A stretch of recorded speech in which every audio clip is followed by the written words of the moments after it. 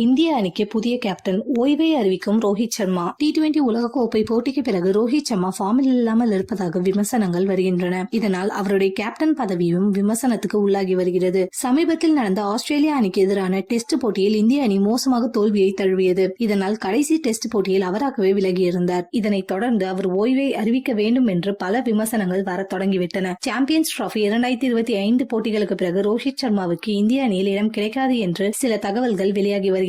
இந்த நிலையில் சமீபத்தில் PCCI நிர்வாகம் ஒரு மீட்டிங் நடத்தியிருக்கின்றனர். இதில் இந்திய அணிக்கு புதிய கேப்டனை நியமிப்பதை பற்றியும் பேசியிருக்கின்றனர். இதில் கௌதம் கம்பீர், அஜித் அகர்கர் மற்றும் ரோஹித் சர்மா போன்றவர்கள் கலந்து கொண்டனர். இதில் ரோஹித் சர்மா ஓய்வு பற்றி கேள்வி எழுப்பப்பட்டது. அதற்கு பதில் கொடுத்த ரோஹித் சர்மா, இந்திய அணிக்கு புதிய கேப்டனை தேர்வு செய்யுங்கள். எப்பொழுது அதிகாரப்பூர்வமாக அறிவிக்கிறீர்களோ அப்பொழுது என்னுடைய ஓய்வை அறிவித்து விடுவேன் என ரோஹித் சர்மா கூறியிருக்கிறார். இவர் பேச்சை தொடர்ந்து புதிய இளம் வீரருக்கு கேப்டன் பதவியை கொடுக்க முடிவெடுத்துள்ளனர். நீண்ட காலத்திற்கு ஏற்றவாறு கேப்டன் இருக்க வேண்டும் எனவும் பேச்சுவார்த்தை நடந்துள்ளது. இதனால் சாம்பியன்ஸ் டிராபி போட்டி முடிந்த பிறகு ரோஹித் சர்மா தன்னுடைய ஓய்வை அறிவிக்க வாய்ப்பு உள்ளதாக கூறப்படுகிறது.